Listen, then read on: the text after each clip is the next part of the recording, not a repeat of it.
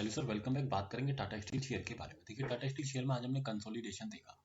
एक वीडियो मैंने कल आपको टाटा स्टील का बना करके दिया, जिसमें हमने डिस्कस किया कि अगर ऐसा ही रहे तो बाइंग की गलती, यानी कि बाइंग से भी अगर ऐसा ही रहे तो गलती से भी खरीदारी मत कीजिएगा, बाइंग मत कीजिएगा। अब स्टॉक क्या कर रहा है कि कहीं ना कहीं एक कंसोलिडेशन कर रहा है। इसका मतलब क्या है कि स्टॉक में कुछ ना कुछ चेंजेस हो रहे हैं। ऑप्शन चेन पर आपको मैं दिखाऊंगा जो चेंजेस हो रहे हैं। ऐसे केस में आपको क्या करना चाहिए, स्टॉक को अवॉइड करना चाहिए बाइंग से, है ना। क्यों? देखिए, ऑप्शन चेन पर आइए। सबसे पहले देखिए कि आपका सपोर्ट आपको कहाँ दिखाई दे रहा है। अब आप ये देखेंगे कि आपका जो सपोर्ट बना हुआ है वो ओपन इंटरेस्ट के कारण 170 पे बना हुआ है। लेकिन 170 से देखिए यहाँ पर एक प्रेशर आपको स्लाइड सा दिखाई देगा 175 का, सॉरी 75% का।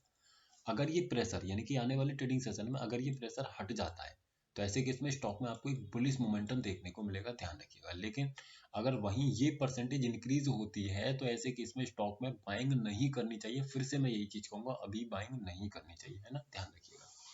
साथ ही आपको ध्यान में क्या रखना है कि स्टॉक में अगर ये परसेंटेज इंक्रीज हो तो आपको वेट करना चाहिए 160 के लेवल का। स्टॉक ऑलरेडी 166, 165, 164 यहाँ पर देखेंगे आप आज के ट्रेडिंग सेशन में।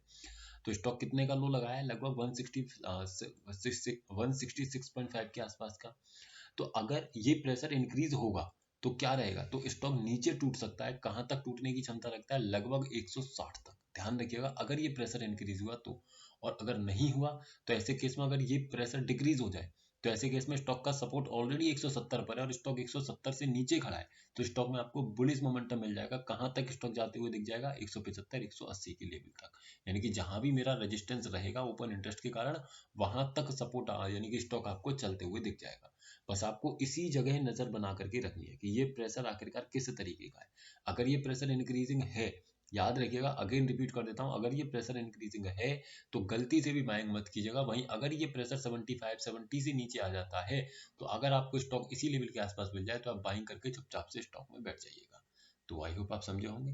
वीडियो सिर्फ एजुकेशनल पर्पज है सर, किसी भी तरीके की बाइंग, सेलिंग, होल्डिंग की सलाह नहीं है।